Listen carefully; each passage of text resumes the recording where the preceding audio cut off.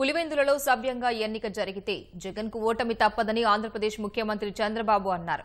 చిత్తూరు, నెల్లూరు జిల్లాల్లో ప్రచారం నిర్వహించిన చంద్రబాబు యువత, మహిళలు, రైతులు, మైనారిటీలపై వరాలు కురిపించారు. ఇంటర్ చదివిన వాళ్లకు ఇకపై నిరుద్యోగ భృతి 3,000 ఇస్తామని ప్రకటించారు. అన్నదాత సుఖీభో కింద 3,000 రైతుల ఖాతాల్లో జమ చేసినట్లు చెప్పారు. మైనారిటీల కోసం ప్రత్యేక బ్యాంకు ఏర్పాటు చేస్తామన్నారు. రాష్ట్రంపై మోదీ, కేసీఆర్, జగన్ కుట్రలు పన్నుతున్నారని ధ్వజమెత్తిన చంద్రబాబు ద్రోహులను ఓటుతో తరిమి కొట్టాలని పిలుపునిచ్చారు.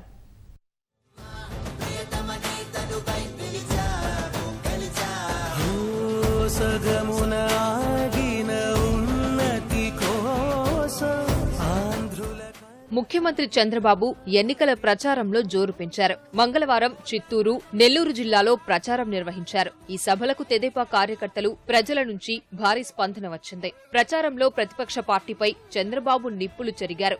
యోధాను యోధులతో తలపడిన తాను ఇప్పుడు 31 కేసులున్న నేరగాడితో పోరాడాల్సి వస్తోందని ఆవేదన వ్యక్తం చేశారు. ప్రధాని మోదీ, కేసీఆర్ రాష్ట్రానికి అన్యాయం చేశారంటూ విరుచుకుపడ్డారు. ఎన్ని కుట్రలు చేసినా వాటన్నింటినీ కసిగా తిప్పికొడతామన్నారు. చంద్రగిరి నియోజకవర్గంలో వైకాపా ఎమ్మెల్యే రౌడీజాన్ని ప్రదర్శిస్తున్నారని మండిపడ్డారు.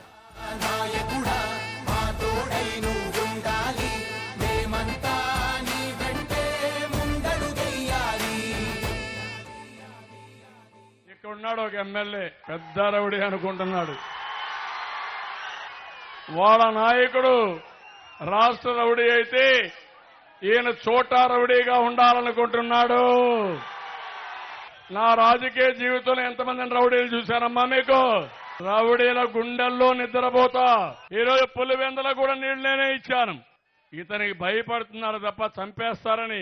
లేకపోతే పులివెందుల జగన్మోహన్ రెడ్డి కూడా గెలవడని మేము ఒక్కొక్కసారి తెలియజేస్తున్నాం. అంత వ్యతిరేకత ఉంది. గాంధీ పుట్టిన రాష్ట్రంలో నరేంద్ర మోడీ పుట్టాడు. గాంధీ అసత్యాలే చెప్పడు, నరేంద్ర మోడీ సత్యమే చెప్పడు. తల్లిని చూడలేడు, తల్లికి బిచ్చం పెట్టినవాడు దేశాన్ని ఉద్ధరిస్తాడంట. ఆవిడ కాళ్ళకు నమస్కారం పెడతాడు, ఫోటో వేయించుకుంటాడు, పని అయిపోయింది. తల్లిని చూసే విధానం ఇదేనా తమ్ముళ్ళు అని మిమ్మల్ని అడుగుతున్నా. అందుకే నేను పింఛనిచ్చా ఇలాంటి వాళ్ళు ఉంటారని. మైనారిటీల కోసం ప్రత్యేక బ్యాంకు ఏర్పాటు చేస్తామని చంద్రబాబు హామీ ఇచ్చారు.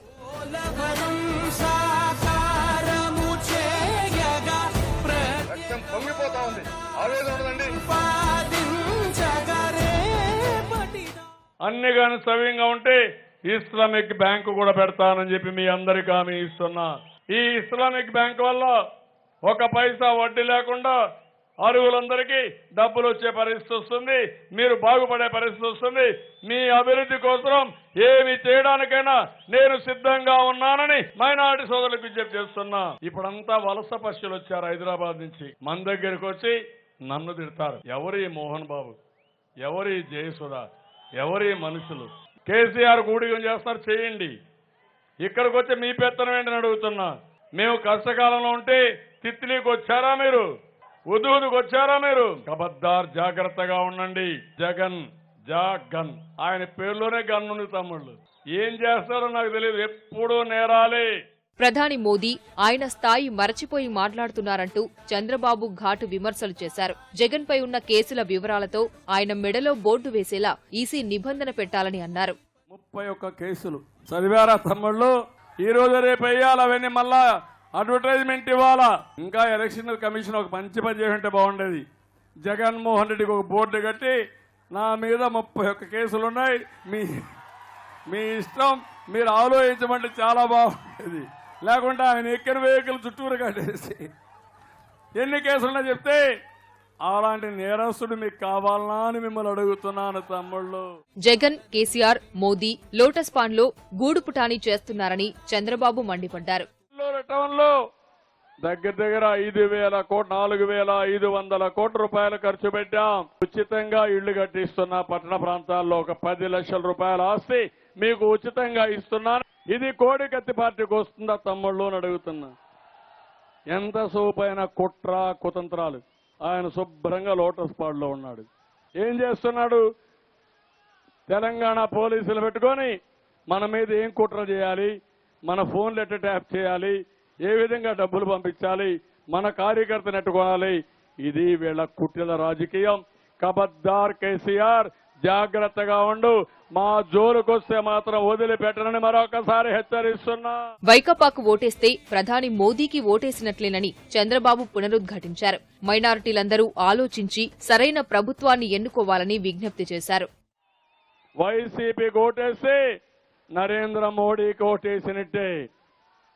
పేదవాళ్ళందరికీ విజ్ఞప్తి చేస్తున్నా, మీరు గట్టిగా లేకపోతే పింఛన్లు రావు, పసుపు కుంకుమ రాదు, అన్నదాత సుఖీభవ రాదు, మన పిల్లల్ని చదివించలేం, ఉద్యోగాలు రావు. నేను అందుకనే మిమ్మల్ని అడుగుతున్నా. ఆయన అడుగుతున్నాడు ప్రతిరోజు. వాళ్ళ మనుషులందరూ వచ్చి వలస మనుషులు వచ్చారు. ఏమంటున్నారు? ఈ ఒక్కసారి గెలిపించండి, ఈ ఒక్కసారి ఆఖరిసారి గెలిపించమని అడుగుతున్నారు. ఏం తమిళలో ఒక్కసారి అనుకొని ఆత్మహత్య చేసుకుంటారా మీరు? ఈ ఒక్కసారిని కరెంటు తెగ పట్టుకుంటారా మీరు? ఈ ఒక్కసారిని బావిలో దూకుతారా మీరు? ఈ ఒక్కసారిని విషయం తింటారా మీరు? అందుకే అడుగుతున్నా, జాగ్రత్తగా ఉండమని కోరుతున్నాయి. 5 ఏళ్లలో ప్రభుత్వం ఇచ్చిన హామీలన్నింటినీ నెరవేర్చిందని నెల్లూరులో ముఖ్యమంత్రి అన్నారు. ఇంటర్ చదివిన వాళ్లకు ఇకపై నిరుద్యోగ భృతి 3,000 ఇస్తామని ప్రకటించారు. అన్నదాత సుఖీభవ కింద 3,000 రైతుల ఖాతాల్లో జమ చేసినట్లు చెప్పారు. మొన్న మీరు చూశారు, మొదటి తారీఖున 2,000 రూపాయలు పింఛన్ వచ్చింది. 2,000 రూపాయలు 3,000 రూపాయలు చేస్తా. 5వ తారీఖున పసుపు కుంకుమ 3వ చెక్కు 4,000 రూపాయలు వస్తుంది. అన్నదాత సుఖీభవ మొన్న 1,000 రూపాయలు వేసా, ఇప్పుడు 3,000 వేసా, బ్యాంకులు అప్పుడే వేసా. రైతు రుణమాఫీ 4వది 5వ విడత ఈ నెల 7వ తారీఖులో అవి కూడా ఇచ్చేస్తున్నానని చెప్పి నేను మీకు తెలియజేస్తున్నా. జాబు కావాలంటే మళ్ళీ మళ్ళీ మళ్ళీ బాబే రావాలి. అవునా కాదా? 30 లక్షల ఉద్యోగాలు వస్తున్నాయి. కోడి కత్తి పార్టీని చూస్తే ఉద్యోగాలు వస్తాయి తమ్ముళ్ళు. పెట్టుబడిదారులు వస్తారా తమ్ముళ్ళు అని అడుగుతున్నా. రేపు రాబోయే ఇంకా పెద్ద ఎత్తున ఇండస్ట్రీస్ వస్తాయి తమ్ముళ్ళు. మీ అందరికీ హామీ ఇస్తున్నా. నిరుద్యోగ వృత్తి 2,000 చేశా, భవిష్యత్తులో 3,000 చేస్తా. అదే మాదిరిగా ఇంటర్మీడియట్ పిల్లలకు కూడా నిరుద్యోగ వృత్తి ఇస్తానని ఈ రోజు అనౌన్స్ చేస్తున్నా. సంతోషమా యువతకు అడుగుతున్నా. మహిళలకు 2 గ్యాస్ సిలిండర్లు ఉచితంగా ఇస్తానని ముఖ్యమంత్రి ప్రకటించారు. అన్ని వర్గాల అభివృద్ధి కోసం కృషి చేస్తున్న తెలుగుదేశం ప్రభుత్వానికి పట్టం కట్టాలని పిలుపునిచ్చారు.